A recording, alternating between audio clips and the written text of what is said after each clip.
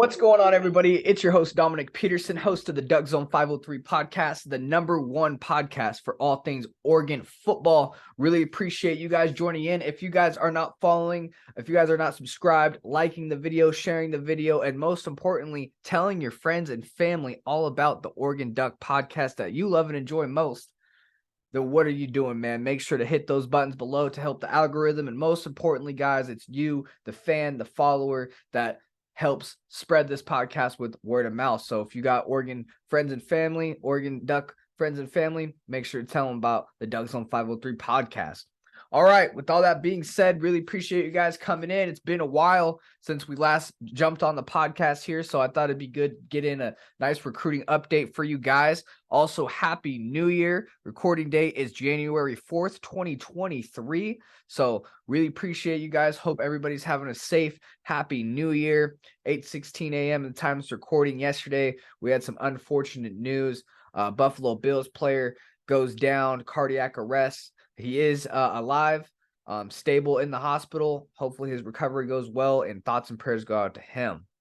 So getting into Oregon Duck news here, we got some recruiting updates. So also what happened yesterday, big news for the Ducks, is the 4-star defensive lineman Ashton Porter has committed to the Oregon Ducks.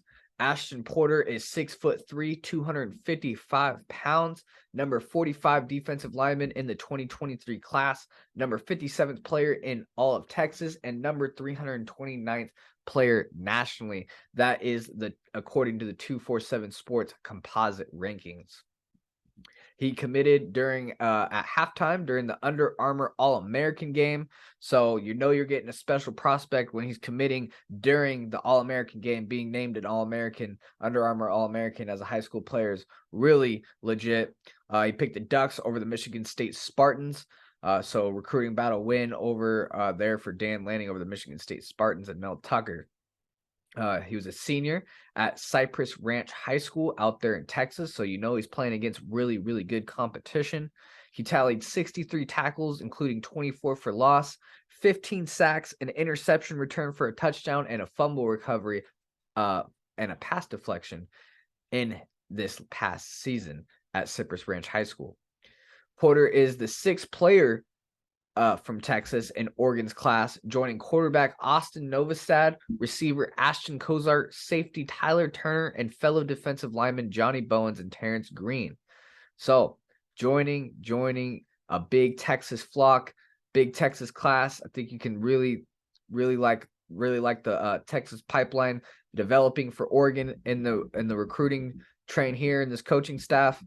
And yeah, was able to land a big-time defensive lineman in Ashton Porter, where the Ducks desperately need help, as you've seen this last season against the run. Late in the season, the Beavers, the Ducks were just beat up front, and you could tell that the Ducks needed to add some talent and some attrition and some depth up front. So getting a few guys from Texas never hurts. As you know, Texas has some of the best high school football in all of the country, so a lot of talent comes out of that state. It's really good that the coaching staff is getting a nice pipeline there for recruiting. Then a few days ago, kind of missed this one, was around New Year's time, so wasn't able to really hop on the podcast, celebrating New Year's and stuff like that. But we had Troy transfer wide receiver Tez Johnson commit to Oregon. Tez Johnson finished with 56 catches, 863 yards, and 4 touchdowns. Johnson was the leading receiver at Troy, and he is the stepbrother of quarterback Bo Nix.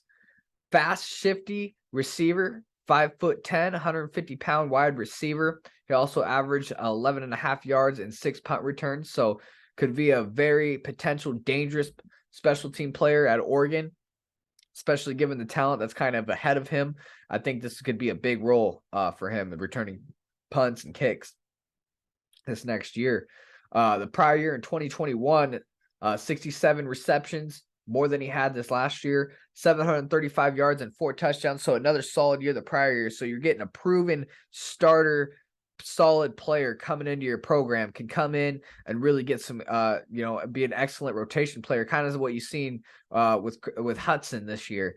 Chase Cota kind of took that starting role, and Hudson was a nice, solid player that you've seen kind of make plays. Also, you could say Dante Thornton was that kind of player as well. Kind of come in, make some nice plays. That's what I think you can kind of get out of Tez Johnson. Not sure if he'll start over Troy Franklin. You got Holden, the Alabama wide receiver, is coming in. Hudson has been waiting his turn. And, I think he's going to play a lot. I'm sure Tez Johnson will get his reps, but I'm just not sure if he'll start over those guys. Tez Johnson also has 2 years of eligibility left, which really helps with wide receiver depth there. So getting a fast, shifty, small wide receiver. Fun fact, he's the younger adopted little brother of Bo Nix. So the Nix family's staying in Eugene. Another family member's coming to Eugene. So welcome to the Bo Nix family as Tez Johnson joins the wide receiver group at the Oregon Ducks. So the Oregon Ducks now have a total of 28 prep recruits and 6 transfers signed to the program at the time of this recording. There's also going to be about 13 to 15 early enrollees. Don't quote me on that exact number. There's a previous interview that Dan Lanning had talking about how many early enrollees there was going to be. I'm pretty sure it was around 13 or 15, which is a very high number. Really good to get this talent on campus, get it developed as soon as possible here in the spring is really good. The NCAA as a whole got rid of that 25-player cap. So Oregon is just bringing an overhaul of talent, which kind of brings up the tough conversation here that, Oregon is over the total number of scholarship players that you can have on a team as of right now. So as it goes, the total number you can have on full scholarship on a Division I team is 85 players.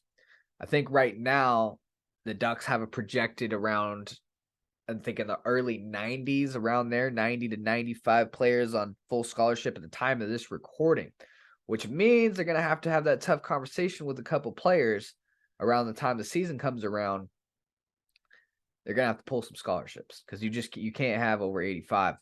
So I don't think these moves are going to come anytime soon.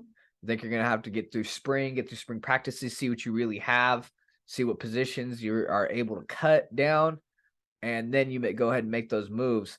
Transfer portal could also play a role. I don't think you're done seeing transfers come out. I think at the time of this recording, Oregon's had a total of 16 transfers go out.